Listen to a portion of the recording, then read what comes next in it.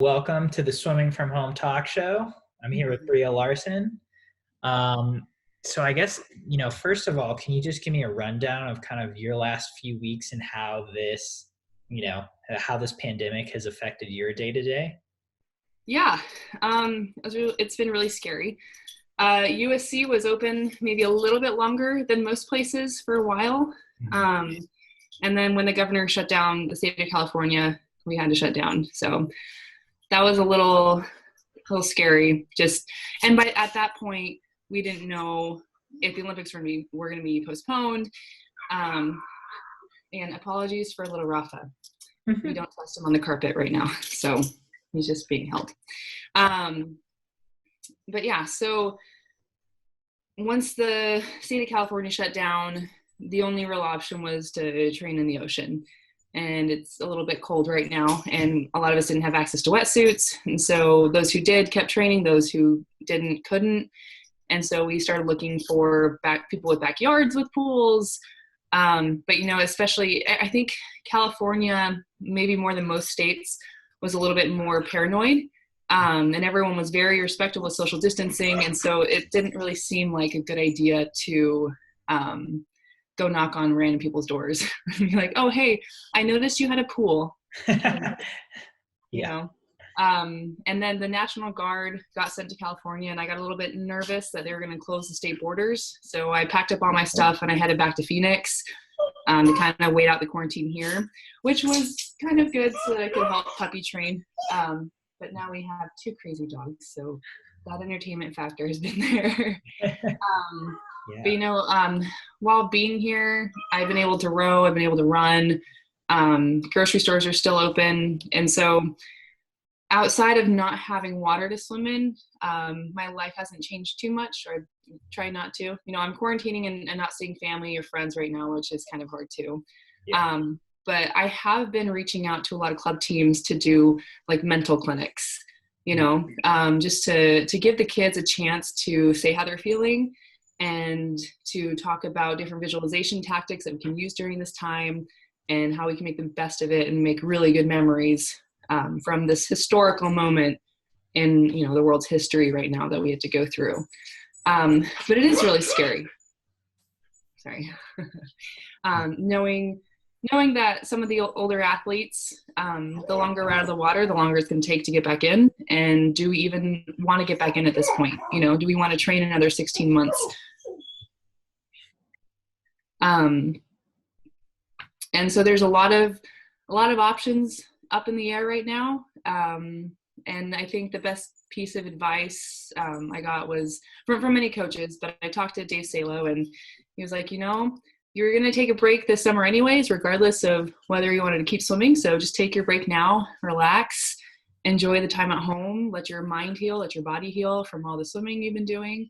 Yeah. And when pools open back up, take it one step at a time. Yeah. That does seem like a very, very good advice. Mm-hmm.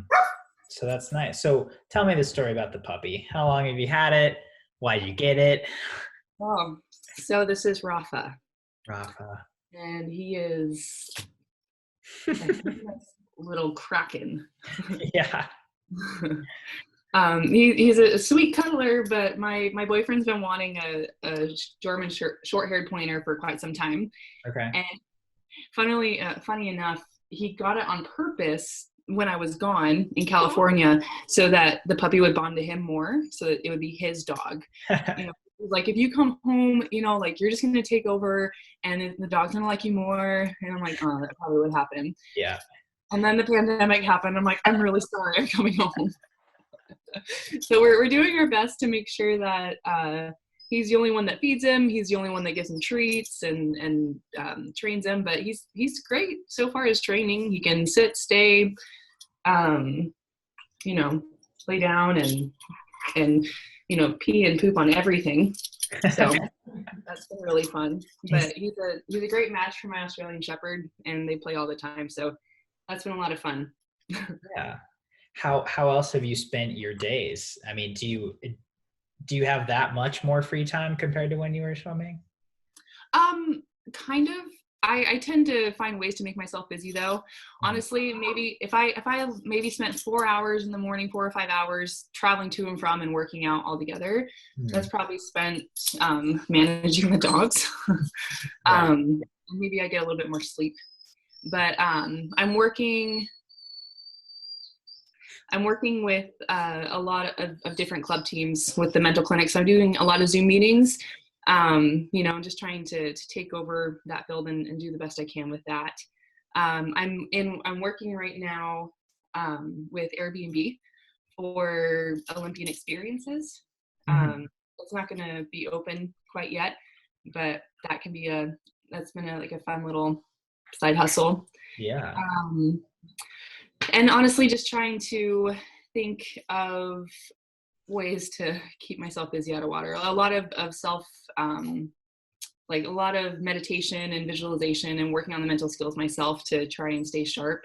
Yeah. And trying to think of new fun exercises to do mentally, and to, you know, continue to share those with a lot of the kids. And outside of trying to keep my aerobic base up with running and rowing and resistant workouts and yoga. Just anything I can do outside of not being in water. I'm not bored. I find enough to do throughout the day that I'm not very bored. Yeah. What can you tell me any more about the Airbnb thing? That sounded really interesting. Yeah. So Airbnb is now a partner with the IOC, the International Olympic Committee. Okay. And so I've actually been using Airbnb as an outlet for some lessons, just as a promotional outlet, because you have Airbnb experiences that you can do, right? So you can go to any new city. So I'm sure there was a ton in Austin that, you know, it's like get a special tour to all the secret coffee shops places, or you know, learn how to cook you know, whatever meal with this chef. And if you go globally, you know, there's people with like special farms that you can go feed the animals for that Airbnb experience. And so I remember thinking I wanted to help promote some lessons, and I was like, I'll just use Airbnb, see if I get any hits from it. Yeah. And then when they find, sorry for the background noise. Oh, it's fine. Just making it more entertaining. So when they partnered with the IOC, they looked for any Olympian that was already on the platform. And they found a few of us, because I've been using Airbnb for a long time, like hosting and being a guest. So they reached out, and I've just kind of been working with them to make another, I guess, outlet for Olympians to monetize their image. Yeah. Which has been really cool. So, so do people book you as like for a swim lesson through Airbnb? So I have that option on there, not right now, but I do coffee chats. So just like motivational sit downs, where we can, so it kind of depends on what they want. Some people just want to hear about your stories. You know, they're just want to hear about the Olympic Village or anything else that you've really done. And other people want to sit down and say, how do I, you know, adopt the Olympic mindset? So it just kind of depends. So I kind of talk with them a little bit beforehand and see what expectations they have out of the visit, and then just go from there. Wow, that's awesome. And so I really like it. I mean, that seems like something I haven't heard of, but something that I feel a lot of Olympians and certainly swimmers could benefit from. Yeah. And the cool thing also is the other Olympians. So I know in California, that gives out fencing lessons from an Olympian. I'm like, that's so cool. Yeah. Right? Like, you're in LA, like, you want to go take a fencing lesson from an Olympian? That's awesome. Seriously. That's so great. There's and they're like, I think it might be easier for other athletes to give their experience, you know, like you can, I don't know, like go play soccer with a couple of soccer Olympians, you know, or go ski in the back Alpine mountains with an Olympian. Like those are pretty awesome. And they can charge a pretty handsome amount, right? Like I don't think it's, I'm afraid to say the name because I don't want to mess it up, but I know there's one where her experience is like $2,500 to take you on the back ski runs that no one really knows about. And I'm like, well, there's a market for that. Like, there's definitely quite a handful of people that would definitely pay it. So good for her, you Yeah, know, seriously. continue to get paid to do a workout. Right, exactly.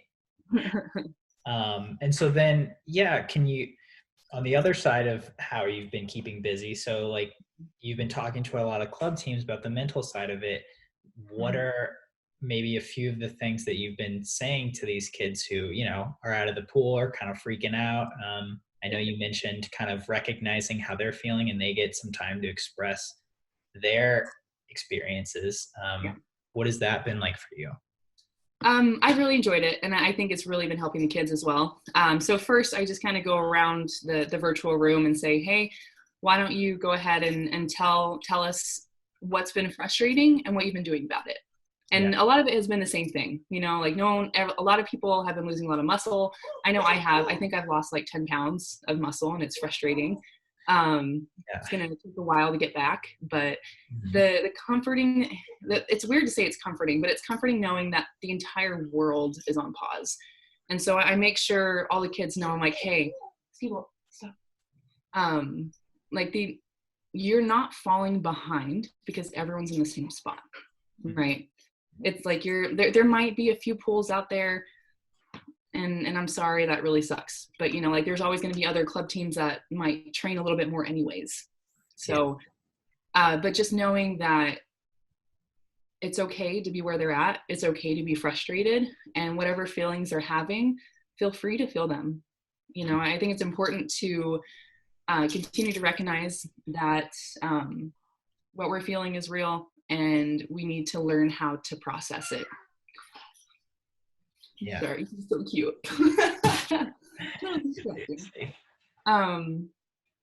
And then I think once all the teammates have spoken, I think it kind of helps them realize that everyone's in the same position. Mhm. And so I know I just had to sit down with Phoenix Swim Club, and I suggested them making a TikTok. Make a team TikTok, make a team activity, still do team bonding, and they put it out there, and I love that they did it. And I think that social media right now, and social media is huge in swimming in general, all the sports, but I think especially with swimming, because we have outlets like Swimming World and SwimSwam that kind of help connect us all. So thank you for that. We all appreciate it. But yeah, I think that continuing to show creative ideas and giving them an outlet to express themselves and continue to show how much they love the sport has been helpful. I think a lot of parents have probably been freaking out a lot as well that their kids aren't swimming, because they pour a lot of money into their kids' career, right? Yeah. For a lot of money to help them, and it's frustrating, and their kids are probably going stir crazy, and everyone's at home together. And so I think it's also important for the parents to be patient and know that their kids are going to be okay. All for the seniors, all the college coaches know what's going on. They're going to take into account, right? All the juniors becoming seniors, missing out on their taper meet. It's heartbreaking, a lot of kids had their first sectionals cut and they're not able to go, and a lot of, the older Olympians, this is going to be our last Olympic trials. And it's like, I've definitely had multiple occasions where I just have to sit and cry because I'm just heartbroken about it. Like it's not coming. It'll be a year from now, but do you want to keep going if this was your final ending? Mm-hmm. So, and all the NCAA athletes that never got their NCAA championships, it just, no one knows how to handle the situation outside of just continue to share your feelings and we'll get through it, so there's just a lot of emotion and a lot of I guess turnaround positives that we can still see from it, knowing that hopefully everyone right now is safe and everyone has access to clean water, and life will move on. You're being a baby. Stop it. I know.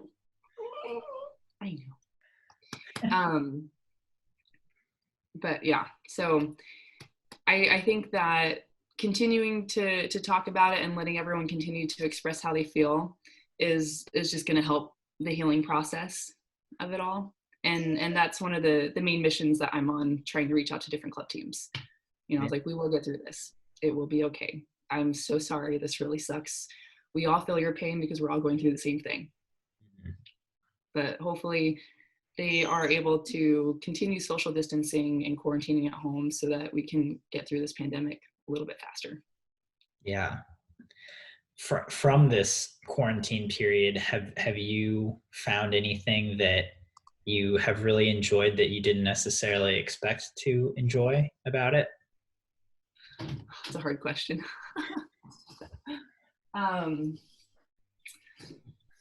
I like being home with my boyfriend.